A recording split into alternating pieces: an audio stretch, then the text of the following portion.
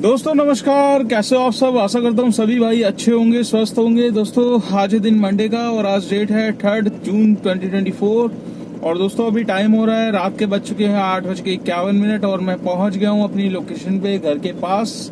आपका मेरे पीछे यहाँ पर हेरिटेज अपार्टमेंट है द्वारका सेक्टर 3 में, और यहाँ से मेरा घर मुश्किल से 700 मीटर पे है। तो दोस्तों अभी मैं आ रहा हूँ आपका खाली। लास्ट ड्रॉप मैंने किया था द्वारका सेक्टर 9, और ये जो पिकअप था, ये मतलब जो ड्रॉप मैंने किया ये मैं लेकर आया था आपका मैक्स हॉस्पिटल साकेत से पिकअप उठाया था। तो जिसको उठाया था वो राइडर बड़ा कंफ्यूज था दोस्तों। एक्चुअली उसने खुद बुकिंग कर रखी थी, उसकी बेटी ने भी बुकिंग कर दी, और वो बुकिंग जो करी वो कैंसिल हो गई। फिर उसके बाद मेरा नंबर आया तो ओटीपी दूसरा बता रही है, मतलब वो गाड़ी में बैठने से ही झिझक रही थी। तो मैंने फिर बकायदा उसको दिखाया, मैंने कहा मैडम आपका नाम ये है, कहती हाँ यही है। मैंने कहा तो फिर मैंने कहा आपसे बात मैं ही कर रहा हूँ ना। मैंने कहा होता ये है कि मैडम जब आप बुकिंग करते हो, अगर कोई ड्राइवर कैंसिल कर देता है तो उसके बाद वो बुकिंग ट्रांसफर होती है किसी नियर एरिया में, जो मतलब उस एरिया में कोई ड्राइवर होगा उसके बाद ट्रांसफर होती है। तो वो भी उसकी इच्छा होती है कि वो उसको एक्सेप्ट करे नहीं करे। तो मुझे जाना था घर की तरफ ही, द्वारका की।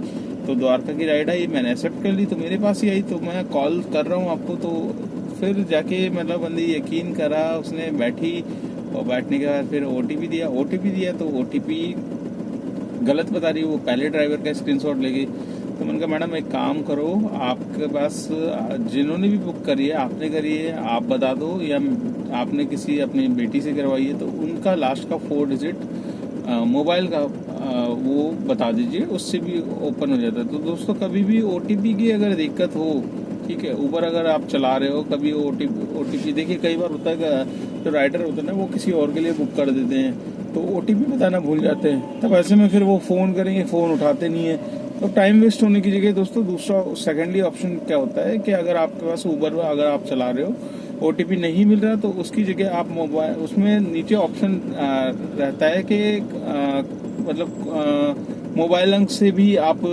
लास्ट के मोबाइल अंक का भी आप मतलब ओटीपी डाल सकते हैं। तो आप क्या करें कि नीचे एक ऑप्शन आता है, उस पर क्लिक करेंगे, क्लिक करके जो भी रजिस्टर्ड नंबर है राइडर का, उसके मोबाइल की 4 डिजिट डाल दीजिए, तो उससे भी ट्रिप आपकी स्टार्ट हो जाएगी। ठीक है, तो काफ़ी भाइयों को इस बारे में पता नहीं है, तो ये इस चीज़ को नॉलेज में रखना और ये जानकारी और भी भाइयों के पास पहुंचा देना। काफ़ी भाई परेशान हो जाते हैं ओटीपी के चक्कर में। तो दोस्तों सभी भाई जानना चाह रहे होंगे महेश भाई अभी मतलब मेरी मदर की तबीयत कैसी है। तो फिलहाल तो दोस्तों अभी ठीक है, बाकी जो रिपोर्ट्स वगैरह हुई है उसकी रिपोर्ट्स मतलब टेस्ट वगैरह हुए हैं उसकी रिपोर्ट्स आना बाकी है। तो इसलिए थोड़ा सा नर्वस हूँ, थोड़ा सा परेशान भी हूँ, टेंशन में भी हूँ। काम कर रहा हूँ, काम कम ही हो रहा है, और गर्मी आप देख ही रहे हो, भीषण गर्मी पड़ रही है।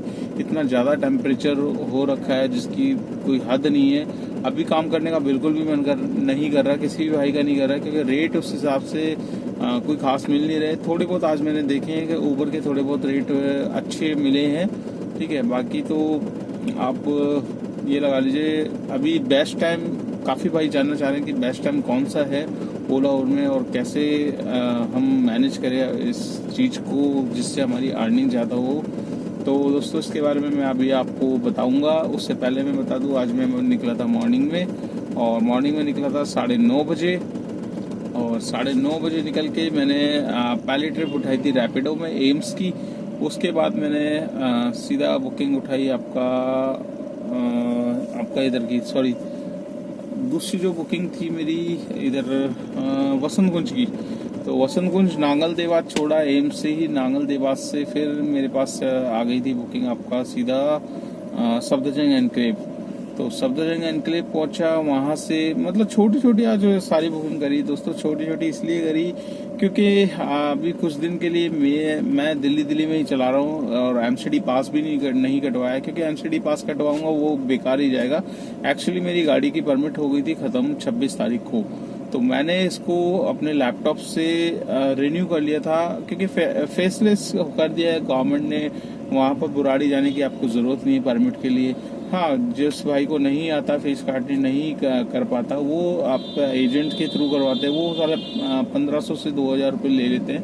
बट दोस्तों एक वो होता है कि कहते हैं ना, आप सही तरीके से काम कर रहे हो पर सबसे पहले प्रेफरेंस उन्हीं को मिलती है जो गलत तरीके से करते हैं। तो सेम चीज़ है, हमने अपनी तरफ से, मैंने भी ऑनलाइन फीस काट दी, सब कुछ काट दिया, पेमेंट 5700 रुपये भर दी। उसके बाद ये लगा लीजिए 21 तारीख से लेके 3 तारीख हो गई, अभी तक परमिट रिन्यू नहीं हुई है। परिवहन की ऐप में वही पुरानी डेट दिख रही है, तो जिसकी वजह से मैं ना हरियाणा जा पा रहा, ना ही यूपी जा पा रहा, और सिर्फ दिल्ली में चला रहा हूँ। दिल्ली में इसलिए चला रहा हूँ क्योंकि मेरे पास मतलब रसीद है कि मैंने फीस कटवा रखी है, रिन्यू आपकी साइड से नहीं हो रही। तो ऐसे में मैं थोड़ी ना अपना डेली का नुकसान करूँगा, हालांकि वैसे ही नुकसान हो रहा है, क्योंकि मेन काम दोस्तों, जब तक आप एनसीआर में नहीं जाते तब तक आपका काम नहीं होता है। तो वही चीज़ है, काम अभी तो थोड़ा सा डाउन हो रखा है, और मेरा तो आपको बता ही दिए 6-7 दिन से मैं परेशान था, जिसकी वजह से काम पे असर पड़ा, और ऊपर से परमिट का इशू है।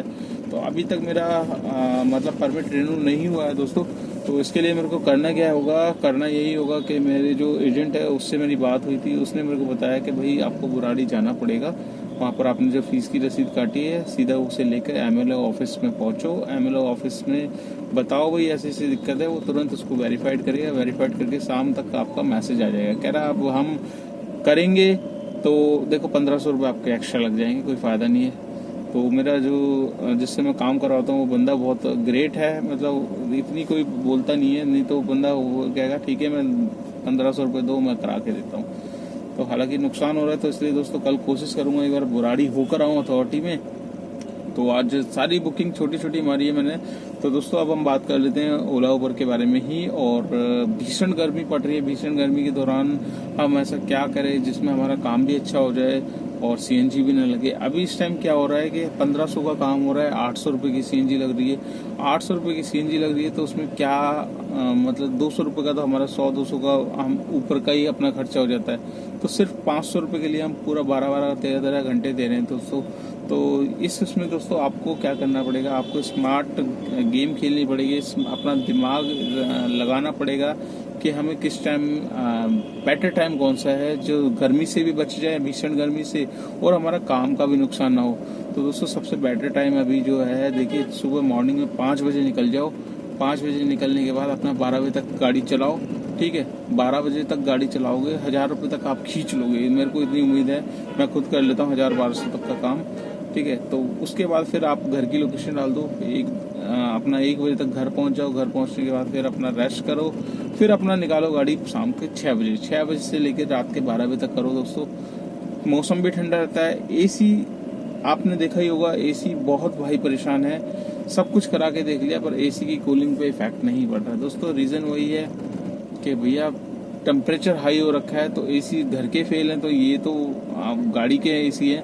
तो आपको बस करना यही है, मैंने कई बार बताया काफ़ी भाइयों को कि दोस्तों जब भी आप लंच करने बैठते हो 1.5 घंटा 1 घंटा बोनट खोल दो आगे का गाड़ी के इंजन को, रेस्ट दो, प्लस उसकी जो कंडेंसर है उस पर 1-2 लीटर पानी डालो, ठीक है। उसको डालोगे तो उसका इफेक्ट आपको शाम तक एसी का थोड़ा सा कूलिंग में भी आपका इजाफा होगा। और आपको जो कस्टमर कंप्लेंट कर रहा है 3 पे चला दो 4 पे चला दो, वो नहीं बोलेगा, 2 या 3 इससे ज़्यादा नहीं बोलेगा, ठीक है। तो इस तरीके से आपको करना है। और काम आप अगर दिन में नहीं चलाना चाहते, दिन में आपको लग रहा है सीएनजी बहुत ज़्यादा लग रही है, तो ऐसे उसमें दोस्तों मैंने टाइम पीरियड बता दिया आपको। आप सुबह चलाओ, फिर 12 बजे घर आ जाओ, फिर उसके बाद 6 बजे चलाओ। तो काफ़ी भाई मेरे पड़ोस में भी है, एक भाई हैं, वो भी ऐसे ही चलाते हैं। तो इससे क्या होगा, आप सीएनजी ज़्यादा नहीं लगेगी, और प्लस क्या होगा, भीषण गर्मी से भी बचोगे आप। तो अपना तो दोस्तों मेरा तो ये है कि मैं एक बार निकल गया तो मैं शाम को ही आऊँगा, मेरा बीच का ये नहीं है कि बीच में आके रेस्ट करना है। बट और भाइयों के लिए बता रहा हूँ, काफ़ी भाई परेशान हो जाते हैं और नहीं कर पाते। गर्मी जिस हिसाब से पड़ रही है उस हिसाब से मतलब सीएनजी ज़्यादा लग रही है, तो उससे परेशान है। उसकी परेशानी को देखते हुए मैंने उनका हल बताया है कि आप ऐसे कर सकते हो, इसमें भी आपकी अर्निंग में इजाफा होगा और गैस भी कम लगेगी, और थोड़ा मौसम ठंडा होगा तो एसी भी 2 नंबर पे चलेगा। तो आशा करता हूँ ये जानकारी आपको अच्छी लगी होगी। वीडियो अच्छी लगी तो एक लाइक एक शेयर ज़रूर करना दोस्तों। चैनल पे फर्स्ट टाइम तो चैनल को सब्सक्राइब कर लेना। और अगर आप मेरी वीडियो फेसबुक पेज पे देख रहे हो तो उसको भी फॉलो करना है, ज़्यादा से ज़्यादा शेयर करना है दोस्तों। जितना वीडियो शेयर करते हो हेल्प मिलती है, वीडियो आगे पहुंचती है, उन भाइयों के पास जाती है जो जानना चाहते हैं ओलावर में कितना काम है। तो आज का मैं काम आपके साथ शेयर कर देता हूँ। आज का काम कोई ज़्यादा खास नहीं हुआ, पर फिर भी जितना होता है यहाँ पर दिखाया था। 1758 रुपये का मेरा काम है आज का, जिसमें 657 रुपये का रैपिडो में काम है। तो दोस्तों टोटल आप मान के चलिए 1800, 2400 रुपये का मेरा टोटल काम हुआ है।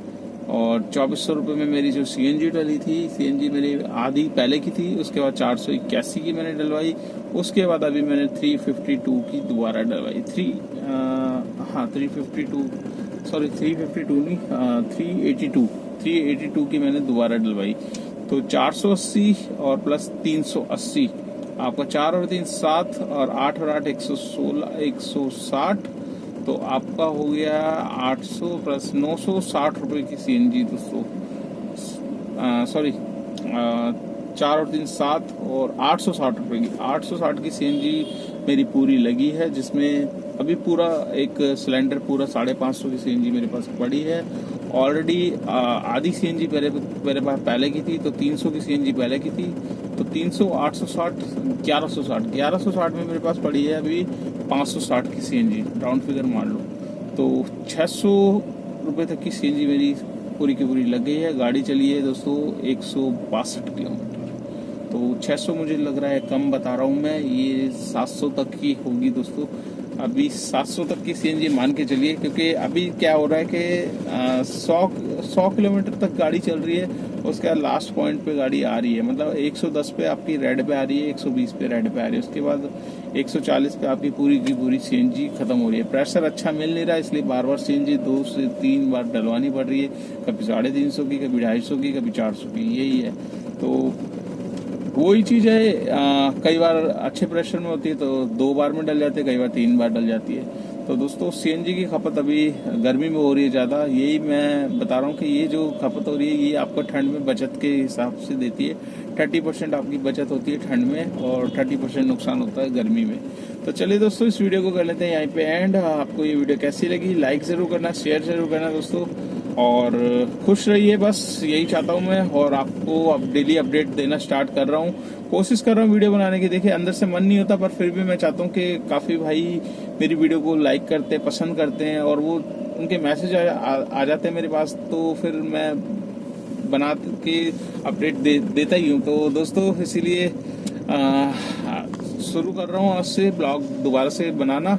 तो आप भी मेरी हेल्प करिए और वीडियो को आगे शेयर करेंगे तो मुझे हेल्प मिलेगी, थोड़ी सी हेल्प मिलेगी, और यूट्यूब फैमिली में भी हेल्प मिलेगी, फेसबुक पे भी हेल्प मिलेगी। तो चलिए दोस्तों वीडियो का एंड करते हैं और मुलाकात करते हैं नेक्स्ट व्लॉग में। तब तक के लिए